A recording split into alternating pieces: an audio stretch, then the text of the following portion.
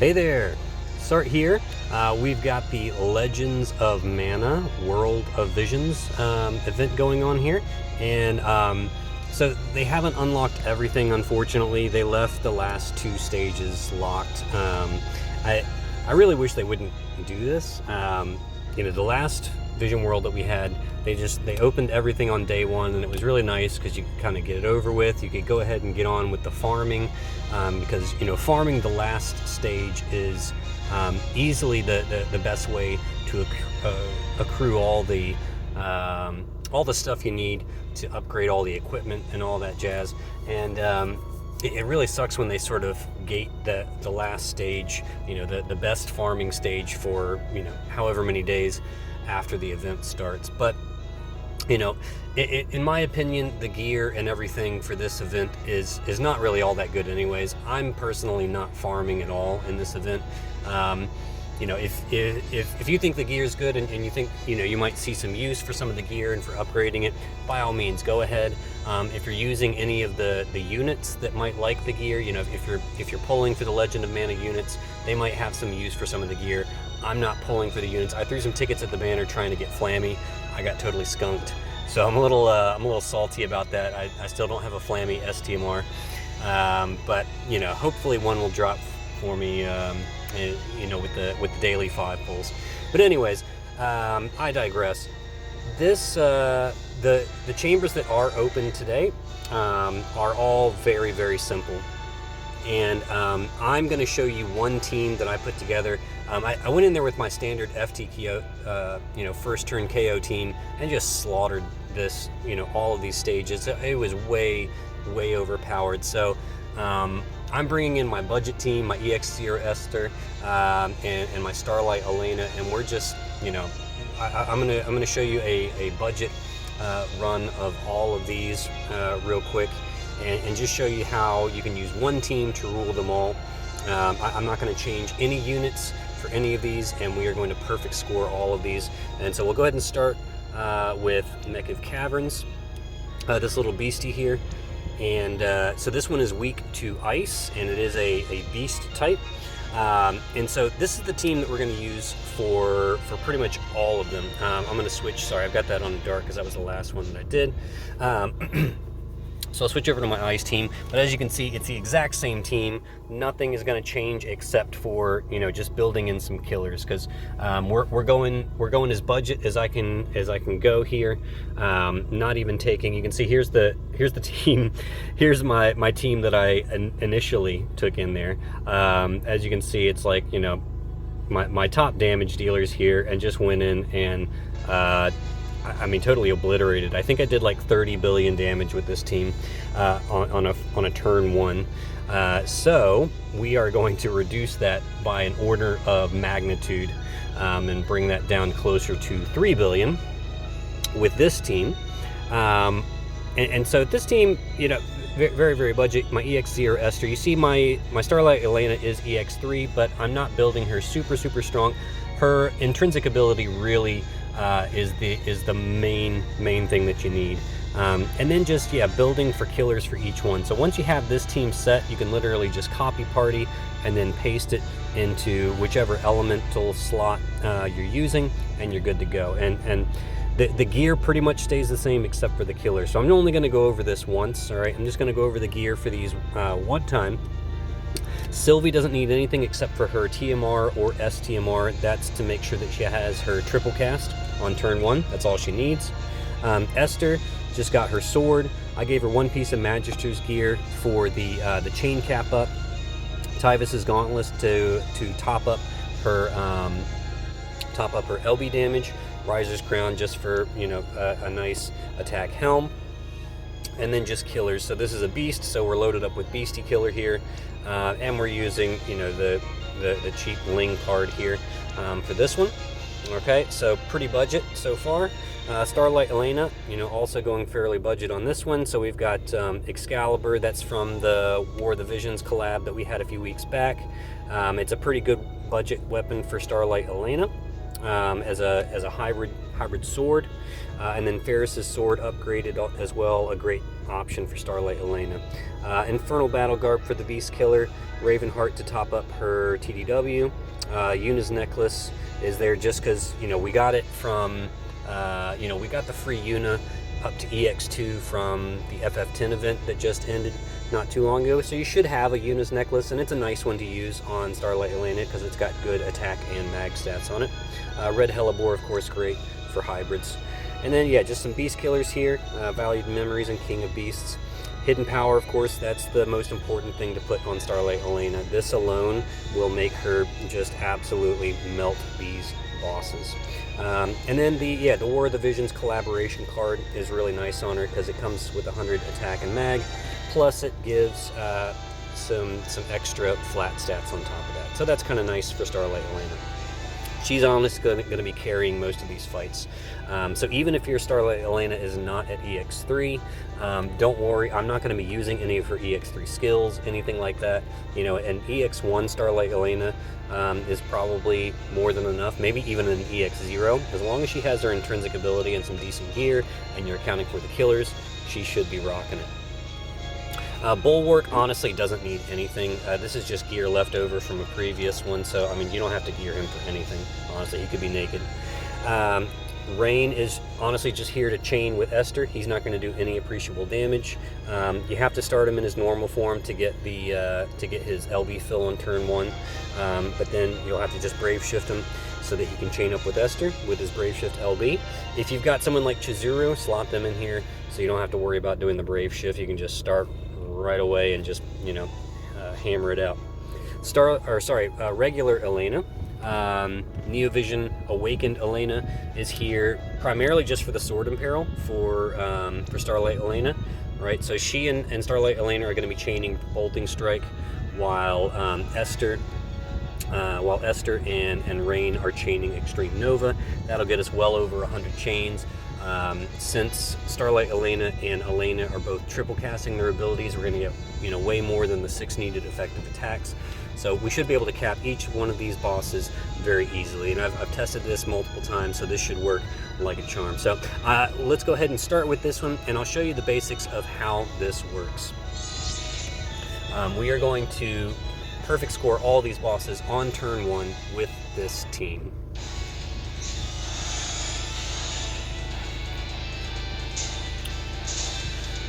Alright, so this boss is weak to ice, so Bulwark is going to take care of that. Alright, Frozen Fantasia, easy peasy. Alright, Sylvie is basically here to fill up Esther's LB on turn 1 using all eggs in one basket. So she uses that on Esther, then uses Hop into Battle on Esther. Okay, and then Marion Watch Over Me just for buffs for everybody else. Okay, Rain is going to shift.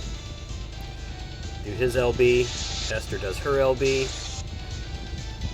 Elena is going to do Piercing Prism, make sure that's first to start the Sword and Peril, and then Blade of Salvation, Crystal Refraction. Right, doesn't matter which order the other two are in, just make sure that the Piercing Prism is first. And then with Starlight Elena, she's going to start with Star Supernova, so she gets the higher attack and mag boosts, followed by double Gemini Blade. Alright? And so, it doesn't matter which order you start these in. You can do the Elena's first, followed by Rain and Esther. It honestly does not matter. Right? Just start them all pretty much at the same time. Should get a nice 100, and I think it's 112, yeah, 112 chain. Alright, this should do more than enough damage. Yeah, 2.7. Yeah, the damage cap on this guy is only 1 billion, so we are well over the damage cap on this one. So yeah, even if your Starlight Elena is not nearly as strong, you should be fine. Okay. So yeah, you'll see Starlight Elena, I mean, she damage caps it all by herself. You honestly don't even need the Esther on that one. But yeah, so, but again, if your Starlight Elena is not as strong, that's perfectly fine, okay? If you don't have the killers or for whatever reason, no big deal. These bosses are all very, very squishy. And so, yeah, you're basically going to use that, and, with Bulwark and Sylvie on the team, you basically have all the elements covered. So, for example, in this one, let's do the bug guy. All right, this is the mantis. So the mantis is an insect, weak to earth. Okay, so this one's gonna play just a little bit differently. So I'll switch over to my earth team. Okay, so here, all right, everything pretty much stays the same except for the killers. The only 2 units you have to worry about killers for are Esther and Starlight Elena. And so here, the killers are just Bug Killer and Bug Killer Plus, using the using Golem for the insect killer on the Esper. And so yeah, there you got your 300% insect killer. Everything else in the kit stays the same. With Starlight Elena, we gave her the purple and black battle attire. That's from LoM Vision Laswell. That has, I think it's 50% bug killer on it, which is nice. Other than that, we just gave her some bug killer materials there. So I think, oh, and scanning goggles. Yeah, that's a good one. So her insect is at 300 as well. Yep, so she should be good to go. And so yeah, we'll basically do the same thing on this one, except now Sylvie will get a chance to do an imbue. Alright, so this is just showing you a case where Sylvie is the one that has to handle the imbue instead of Bulwark. And so in this case, you'll do gravel egg, and then all eggs in one basket, and hop into battle. So yeah, pretty much the same thing. And then Bulwark will take care of the full buffs for everybody else with Moogly Mixtape, and that's all he has to do.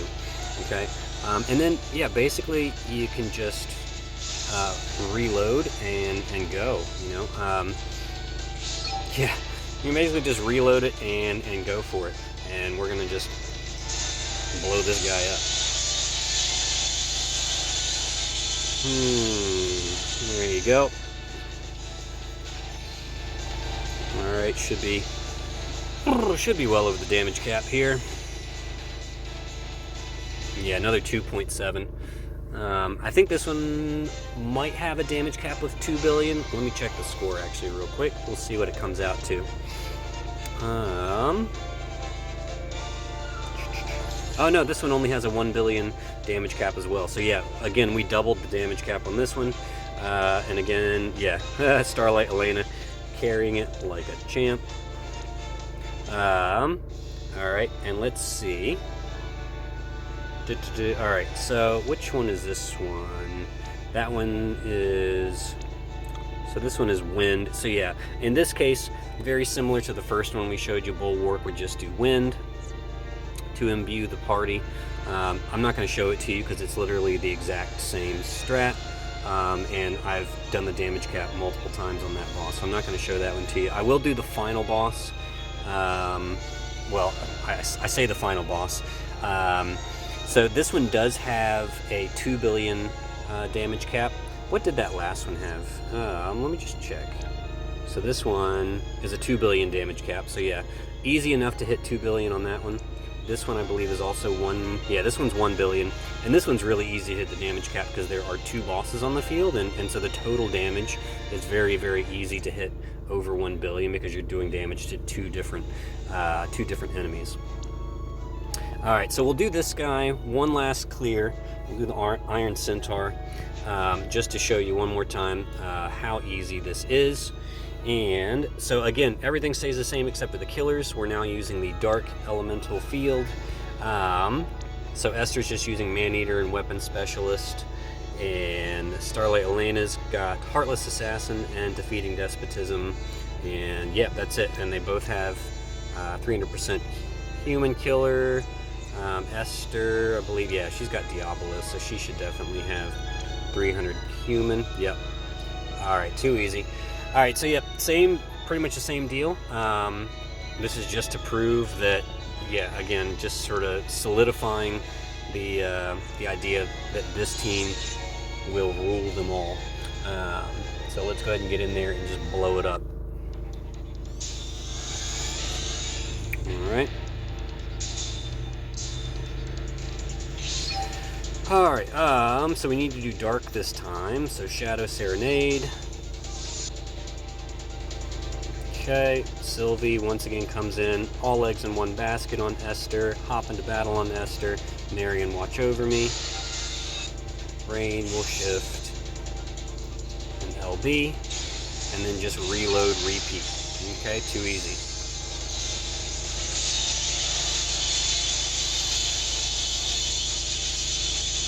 Yeah, I mean, this really doesn't get any easier.